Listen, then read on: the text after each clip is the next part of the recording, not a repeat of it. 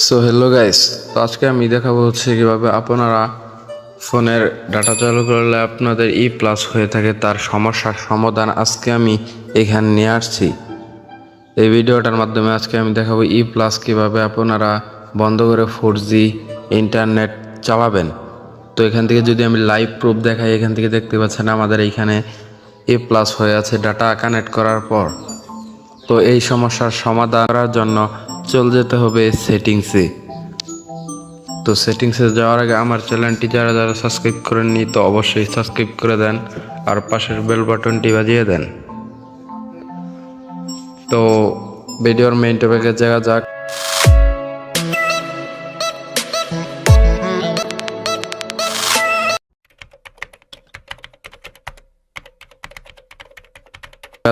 তো first of all আমাদের কি করতে হবে, এখান থেকে সেটিংসে চলে যেতে হবে। এখান থেকে সকলেই সেটিং, তো এখান থেকে সেটিংস আসার পরে এখান থেকে চলে যাবেন হচ্ছে সবার উপরের দিকে দেখতে পাচ্ছেন এখানে লেখা আছে কানেকশনস। তো আপনাদের উপর হতে পারে নিচে হতে পারে, যেখানে হয় তো আপনারা এখান থেকে কানেকশনসে চলে যাবেন। তো কানেকশনসে ক্লিক করার পর এখান থেকে তারপরে এখান থেকে কি করবেন, তারপরে এখান থেকে দেখতে পাচ্ছেন মোবাইল নেটওয়ার্কস। তো মোবাইল নেটওয়ার্কসে ক্লিক করে দিবেন।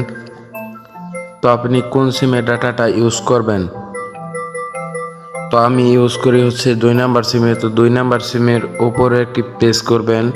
তো প্রেস করার পর এখান থেকে দেখতে পাচ্ছেন সর্বপ্রথম এখানে 3G করা আছে। তো সর্বপ্রথম উপরেটা দেখছেন 4G, নিচে থেকে 2G, 3G অনলি, তারপর হচ্ছে 3G অনলি 2G, আর এখান থেকে হচ্ছে 3G অনলি 2G। তো এটা করে দিলে আপনাদের 4G হয়ে যাবে। তো এখন যদি আপনাদেরকে আমি দেখাই, এখান থেকে দেখতে পাচ্ছেন আমাদের ডাটাটা চালু করার পর এখান থেকে আমাদের প্লাস হয়ে আছে। তো এখান থেকে যদি আমি এই 3G অনলি 2Gতে ক্লিক করি, তো 3G অনলি 2Gতে ক্লিক করার পর ম্যাজিকটা দেখতে পারবেন, অটোমেটিক দেখতে পাচ্ছেন আমাদের সিমটা 4G হয়ে গিয়েছে। তো অটোমেটিকলি দেখতে পাচ্ছেন আমাদের 4G হয়ে গিয়েছে। তো এখন যদি আপনি, আমার এমবি নেই তার জন্য আমি দেখাতে পারলাম না ভিডিও প্লে করে, তো আপনারা দেখেন অনেক স্পিডে ভিডিওগুলো দেখতে পারবেন।